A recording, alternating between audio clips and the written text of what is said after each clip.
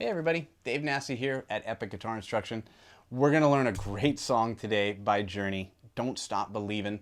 We're going to incorporate the piano part to the acoustic guitar. We're going to make this entire song really great to play, all in one, right here on the acoustic. So come along, let's go ahead and learn this and we'll go ahead and get started. So I love playing this jam. And when we bring in the piano part onto the acoustic guitar, it's kind of fun because we're going to, from a technical standpoint, do a little bit of hybrid picking with our right hand. So let's look at how I have this fretted here, right? How we're gonna start this off. So I've got my pinky on the 7th fret. I'm in standard tuning, of course. I have my middle finger on the E note on the 5th fret and my first finger on the 4th string on the G string. So, or 4th fret G string. I'm gonna turn this way just a little bit. So I can see, or you can see here, I'm grabbing these guys and then my pick will act against that 3rd string, and that's how we're going to execute through this. So let's actually discuss all the different ways we'll voice this intro and make it easier to learn. So the first chord is going to be this guy. The second chord is going to be this one. Now notice that's my pinky laying flat on 7 to get both of those, so my first finger's here, so that's this.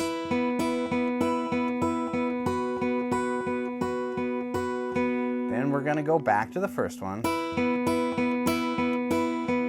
and then we have this last one, but if you notice it's just one note on the high E string while my first finger is barring to get the 3rd and the 2nd string on the 2nd fret, so that gives me this.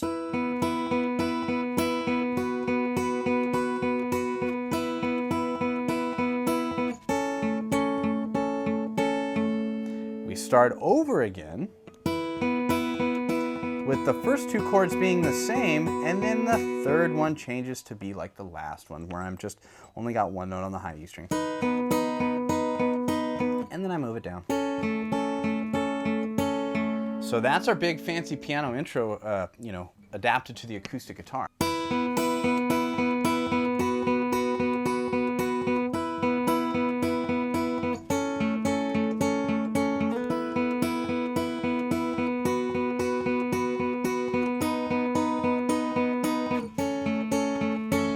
There we go. So now we have our nice piano intro adapted to the acoustic, and that's going to take us into this next section, which is going to have some really nice bass movement happening between the A string and the E string while we manipulate some of these chords here. So let me play it for you, and then we'll break it down.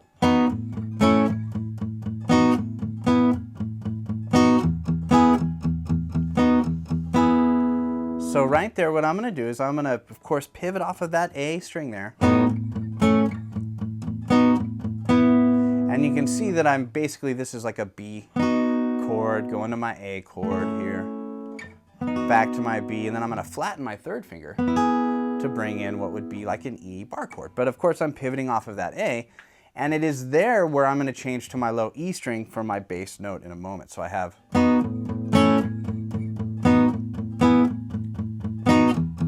change to that low E, and one more time.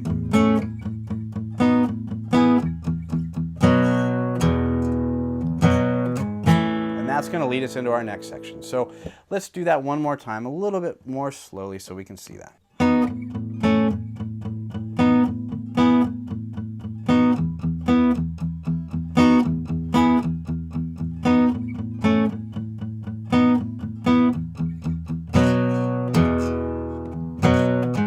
So in our transition on the way to this chorus here, what we're going to do is we're going to execute first by having a B power chord. You might notice I sometimes fret my B this way. We can also, of course, do it this way. It's a power chord, so there's no rules to that at all. So we have to an E. I'm going to hit that B one more time, reach over and grab my G sharp in the bass, and go right to an A chord that I'm muting out my low string, just so that way I can get a bit of a wider motion with my right hand and ring out some more of those notes. So to conclude that, I'll play that slowly. And now that leads us into that chorus. So let's take a look at how we can play this chorus and include those melody notes along with our rhythm playing. So here's the chorus for us, and now I'm going to go ahead and break this down.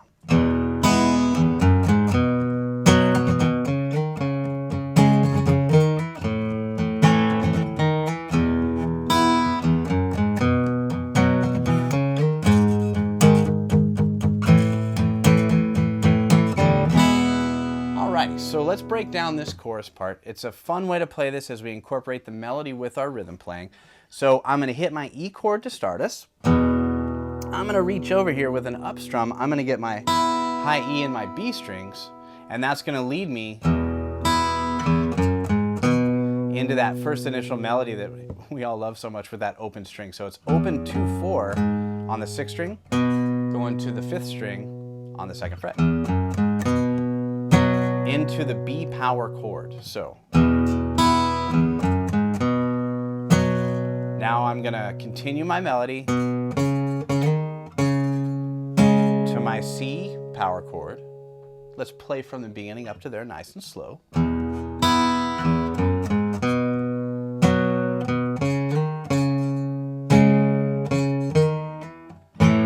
See, it just kind of walks up our scale. That was going to take me from 4, 6. I'm going to slide to 7.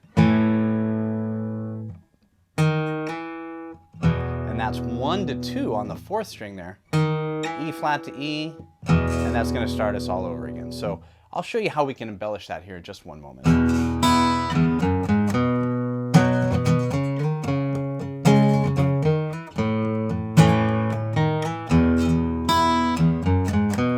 Starting all the same. Now we're going to switch it up in the second half to a G sharp and to an A. Let's play it for feel and then we'll break it down a little bit further.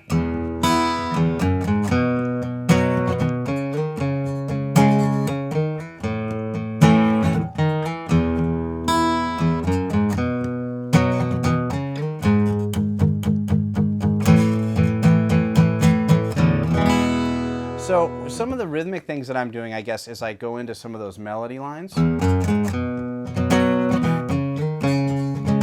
Kind of hear that.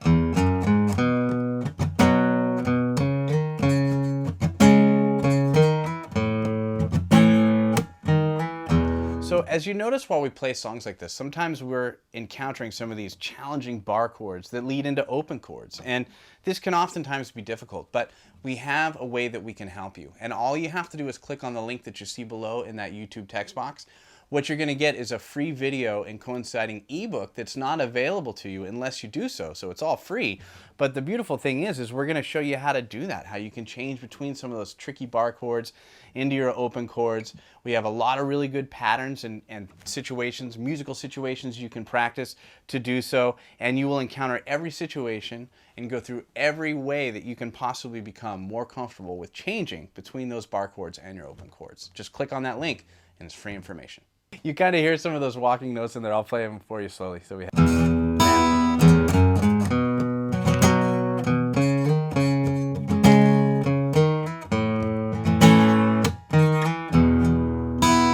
So it's kind of tricky there. If you see me kind of smiling, I flubbed it the first time around, so we had to redo that. But as I'll hit this, and I have no problem admitting those kinds of things because we're all human. When I came back around to that, there's a way we can kind of hold that E chord where we just lift up our finger enough to basically accomplish that same thing. It's really cool when we play an E, an electric or an acoustic setting, and maybe we kind of mute out the 3rd string and we get a no 3rd in there and we get a really full sound. And what I'm doing there, even though I'm holding my finger there, is my pinky is lightly resting on that 3rd string so I can hit up those upstrum notes there and I'm not going to get any way there, make that 3rd happen after all. So in embellishing this chorus, what we can also do is we can add a little bit of a percussive strum in between some of those melodic lines. So for example, something like that, and I can go, so when I lead into that line, I percussively mute out with my left hand as I do a down up strum with my right and then right into that chord, and that gives me this effect. Next line, and if you notice it comes at the end before every chord. And sometimes simple things like that can really enhance the way that we play through the song and the overall melody of the piece itself. So here we've covered all the portions to the song, and this is a really great thing that we can play, incorporating again some of that nice piano intro onto the acoustic guitar. I'm gonna play this thing out because it's such a fun song to play.